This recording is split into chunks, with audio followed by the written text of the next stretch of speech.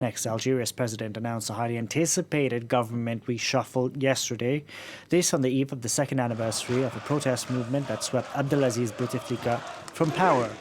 Dozens of pro-democracy activists have been granted pardons in recent days, and while coronavirus restrictions have kept protesters off the streets since last March, their movement is regaining steam. For more on the story, we can go across to Jihan Boudiaf, a research analyst at IHS Markit, who tracks sub-Saharan Africa, North Africa, and the Middle East. Thank you very much for joining us here on France 24. How worried are authorities in Algeria that this protest movement, could pick up steam once again?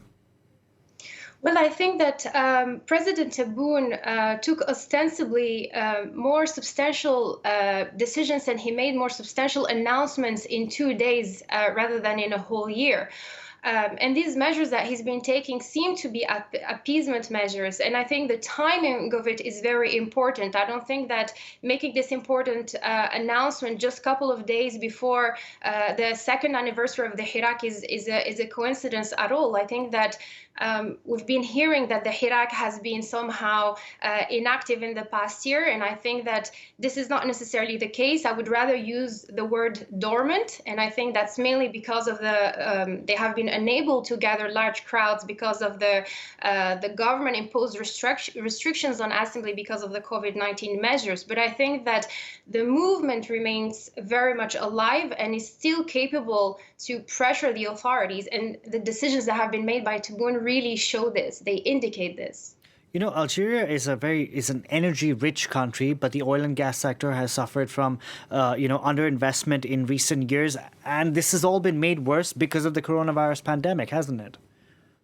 I mean, the coronavirus has played a certain role for all the countries, but I don't think that it is a major factor in Algeria. I mean, the Algerian economy has been in more difficulty since the oil prices decreased in 2014. And since then, we've seen that Algeria's foreign currency reserves, for example, they have been depleting. And despite this, the government has been maintaining very high levels of spending, notably on social spending, such as subsidies and so on. And all these things show that the government is really trying to avoid making some measures that risk fueling unrest, so avoiding austerity. But I don't think that the COVID-19 has hit Algeria so much as the previous issues that Algeria had because of its over-reliance on the hydrocarbon sector.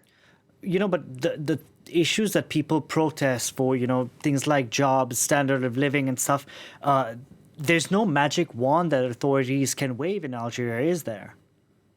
That's correct. And what we're seeing, even with the Algeria's finance law, the 2021 finance law, or whether this new regulations and decisions that Tebboune talked about that are more on the political and social front, it seems like the government is taking measures like plastering measures, short-term decisions to try to appease the current situation. But there's still a lack of a longer-term strategy, which Algeria really needs to be able to stand on its feet strongly, both politically but also economically. So, at some point, the government will have to make some difficult decisions to address its fiscal deficit, for example, or its current account deficit. And these things will have to happen in the at least 2-3 year outlook before the situation gets too serious that the government will not be able to afford maintaining high levels of spending socially.